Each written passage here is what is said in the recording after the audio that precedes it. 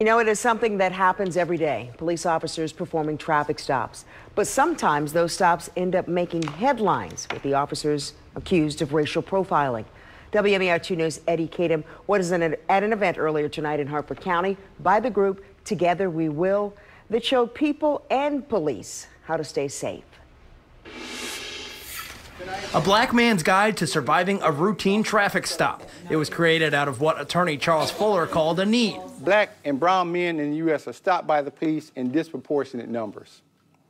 Most often they are stopped for alleged violations while driving, such as speeding or DUI, but quite often they just stop for DWB, driving while black. It happens with something as simple as a man reaching for his wallet. The officer is shooting at him, and he says, "Why are you shooting me?" He said, "When you dove in your car." He said, "You asked me to get my license." So I went to get my license. But Fuller wants people to know there are things you can do to reduce your risk when you see the flashing lights behind you. When he or she sees you, you say, "Put the turn signal on." That's right, because then he knows what your intentions are.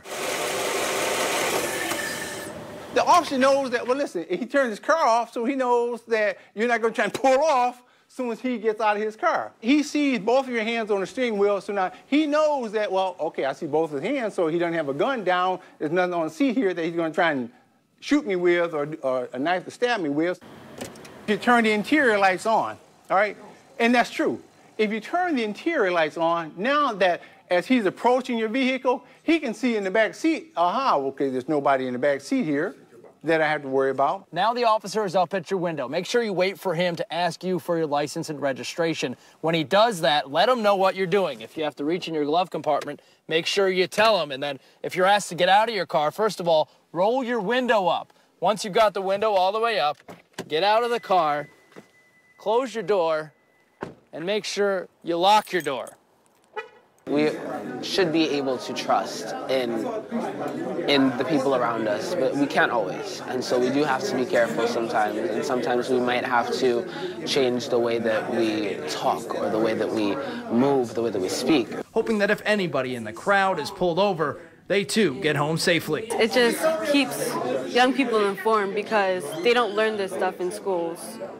So we shouldn't have to, but we have to learn about this outside and even from our parents when it should be taught in school. In Hartford County, Eddie Kadam, WMAR2 News.